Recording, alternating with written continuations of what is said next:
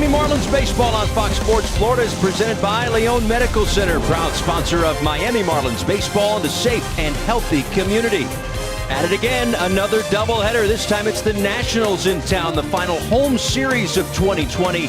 Games 1 and Game 2 comes your way in mere moments. Here we are again inside the broadcast booth. Paul Severino, Todd Hollandsworth. 5 more home games, Holly, and then it's off to the road, but you got to take care of business here in South Florida. Yeah, you really do. This Nationals team, they've had their issues. They've had their struggles this season, maybe a little World Series hangover, but games 5, you got 5 of them in 3 days, and you got to get at least 3. You really feel like you got a chance to make up some ground right here and take it on the road. So you're finishing, and you're again, that's going to be the conversation in the clubhouse. Guys, let's finish our home stretch of our schedule this season strong. And how do you start it? You put Sixto Sanchez on the mound. He has done nothing short but impress and live up to the hype thus far. Well, it's a lot of fun, right? Every time he takes the mound, everybody watches, not just here in South Florida, but all across the nation. He has kind of captivated us all with his upper 90s fastball. More on that during the broadcast. And, I mean, you just see the outstanding numbers. I mean, this is a man that backs down from nothing. I mean, he goes up. Where is it's 6 o'clock at Marlins Park.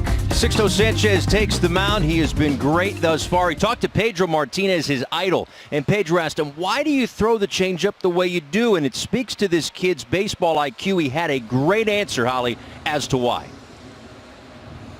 Well, the circumstances around that. Here we go. That's right. I was waiting for it. Here, the 2-seam grip, excuse me, and the 4-seam grip. The grip is the same. As the ball's coming out, it's still a circle change on the left, and it's a 2-seam fastball on the right.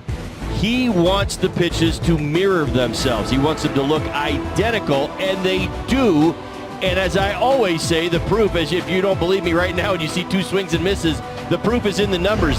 72% of his off-speed pitches are thrown for strikes. That is tops in Major League Baseball. How about this?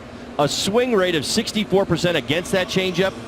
That is tops in baseball as well, and he also throws it for a strike more than anybody else. Well, he will have his hands full at least at the top of the lineup. Overall, the Nats offense has struggled recently, but Trey Turner's still great. Juan Soto's still great. Asdrubal Cabrera's over at first. Thames, Gomes, Garcia, Kieboom, Stevenson, and Robles to round it out. So here we go. Sixto Sanchez on the mound. And his first pitch, just as Holly said, is a strike. He does a lot of that.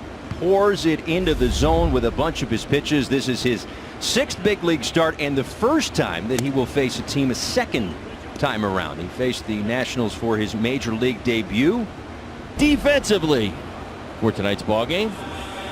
And Dickerson getting the start in left, Marte in center, Joyce in right. Your infield, Anderson, Rojas, Chisholm, and Aguilar over at first. Alfaro does the catching. Good to see the big guy back behind the plate. Coop will do the DHing. I'm going to blame that one on frame rate. They were just speeding up the video. We're not going to accuse anybody of being unsafe. Let's go now. All right. So we've got Corey Dickerson leading things off. Starling Marte's in center, Jesus Aguilar at first, Matt Joyce in right, Brian Anderson at third, Garrett Cooper DHing, Miguel Rojas, we've seen him a couple of times at short already, Jazz Chisholm, and Jorge Alfaro rounding out the order for the Miami Marlins tonight. Up against Eric Fetty, his 7th start this year, has pitched in 10 games total.